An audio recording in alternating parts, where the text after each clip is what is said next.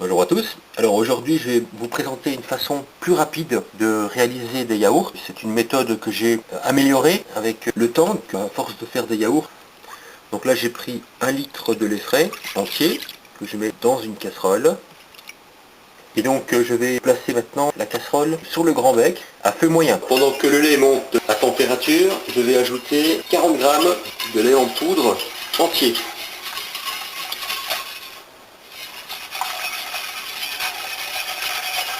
Voilà, je mélange bien, je répartis bien dans le lait. Ensuite, j'ajoute également de la crème épaisse. Donc je mets 2 bonnes cuillères à soupe. Là, il s'agit de crème épaisse à 15%, mais vous pouvez prendre la 30%. Voilà, c'est pour donner un petit peu d'onctuosité au yaourt. Alors la petite astuce que j'ai testée pour augmenter la quantité de yaourt, en tout cas au minimum, d'après ce que j'ai pu constater, on peut réaliser au moins 20% de yaourt supplémentaire. Donc on peut avoir 20% de yaourt gratis en faisant une recette de yaourt. Donc comment faire? Eh bien tout simplement, là j'ai pesé 20% du poids de lait en eau. Donc là il s'agit d'eau de source que je vais simplement ajouter en plus à la recette. J'ai testé plusieurs fois cette recette et je n'ai pas constaté de différence de goût ou de consistance.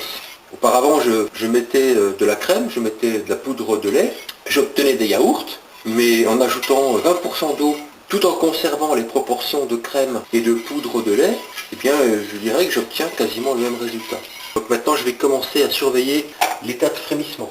Donc l'objectif, c'est de faire monter le lait à une température d'environ 80 degrés pour détruire une bonne partie des micro-organismes qui sont présents naturellement dans le lait. Et puis avec le yaourt qui va me servir de réensemencement, je vais donc apporter des nouveaux ferments pour démarrer la fermentation. Donc là, je remue encore de temps en temps, mais je surveille l'apparition d'un frémissement à la surface du lait. Donc là on est à 11 minutes de chauffe, je fais bien attention de mélanger toutes les 2 minutes environ, ça peut chauffer un peu plus vite ou un peu moins vite. Voilà, donc là on aperçoit maintenant le frémissement, j'arrête la cuisson, je mélange encore une dernière fois, voilà, comme ceci. Et maintenant je recouvre donc la casserole jusqu'à tiédissement. Pour obtenir le tiédissement, il faut compter environ une demi-heure, 3/4 d'heure. Pendant ce temps-là, on peut en profiter pour préparer un récipient isotherme. Donc là, c'est un récipient que j'ai récupéré. J'ai préparé également des récipients. Donc là, il s'agit également de récipients de récupération. Ce sont des bocaux d'aliments cuisinés. Je les conserve pour couler mes yaourts. C'est très pratique puisqu'il y a le couvercle. Je mets environ 150 ml de préparation dans chaque bocal. Et comme les étiquettes ne sont pas collées au même endroit, je vise à peu près 1 cm en dessous de l'étranglement qu'il y a près du goulot. Donc on peut compter sur à peu près 1,4 litre de préparation. Donc là j'ai préparé 10 bocaux, donc ça devrait être suffisant. Tout mon matériel est prêt. J'ai préparé également un yaourt à la grecque qui va me servir de réensemencement.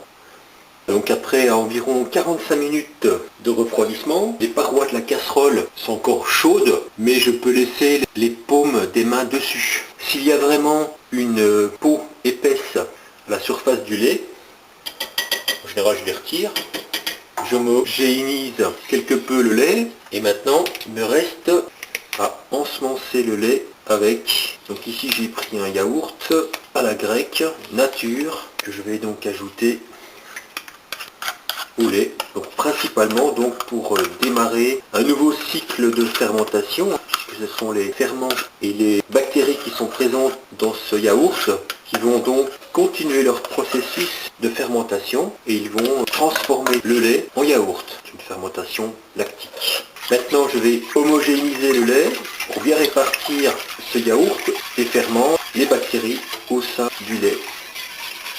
Voilà, une fois que j'ai bien mélangé, maintenant il ne reste plus qu'à remplir tous les petits bocaux. J'utilise toujours des mains propres. Ici j'ai un petit bécher que j'ai récupéré. Donc je le prends par le bec verseur et je remplis les pots en évitant de souiller les bords. Ce qui doit correspondre à peu près à 150 ml. Et je les positionne directement sans les retourner dans le récipient isotherme. Et on va voir combien je peux en faire. Comme j'ai ajouté 200 ml d'eau en plus, bah, j'ai normalement 20% de yaourt gratis.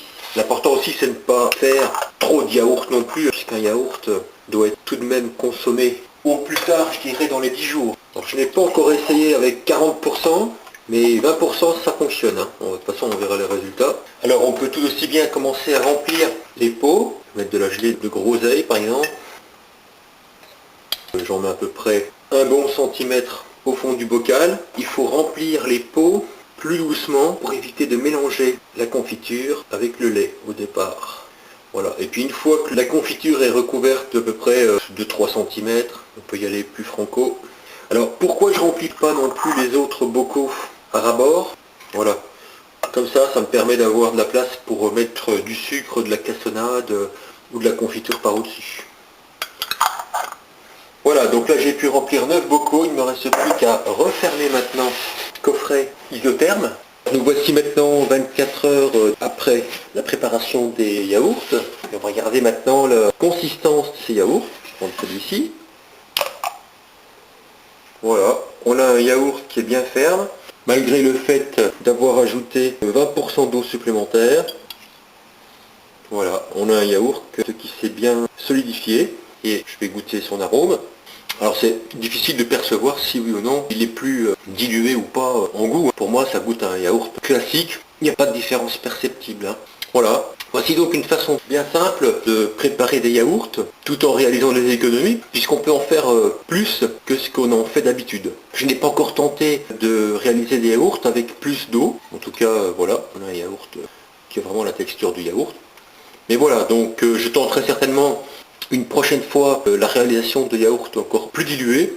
Et bien, je vous remercie d'avoir visionné cette vidéo et je vous dis donc à très bientôt pour de prochaines vidéos.